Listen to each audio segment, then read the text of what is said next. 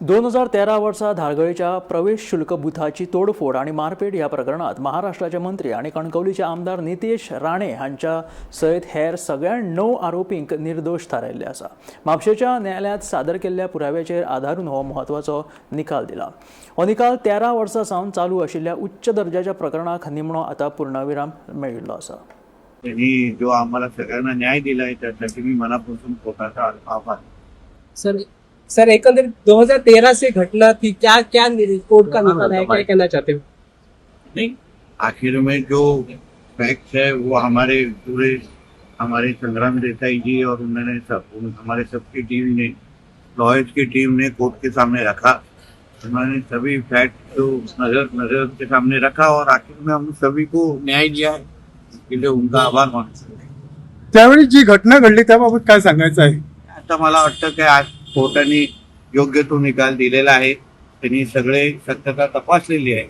मला वाटतं आता त्याच्यावर बदल परत बोलणं उचित नसतं। According to the evidence, the court has come to a conclusion that the prosecution has failed to prove the case आणि म्हणून सर्व आरोपींची निर्दोष मुक्तता करण्यात आलेली आहे। सगळ्यांना माहिती आहे की काही लोकांवरती असॉल्ट झाला होता आणि त्या असॉल्ट करण्यामध्ये नितेश राणे आणि त्यांचे सहकारी होते अशी प्रोसिक्युशनची केस होती। परंतु प्रोसिक्युशननी जो काही एव्हिडन्स दिला, in that evidence prosecution was not able to prove that Nitesh Rane or anybody along with him were involved in such an incident, as a result of which the court has come to a conclusion that the prosecution has failed to prove the case and therefore they have been acquitted. So prosecution ची केस अशी होती की त्या दिवशी जे कोणी तिकडे कामाला लोक होते त्या बूथवरच्या एका व्यक्तीला असॉल्ट केला होता अशी प्रोसिक्युशनची केस होती। परंतु तशी काही घटना घडली असं आपण सांगू नाही शकत।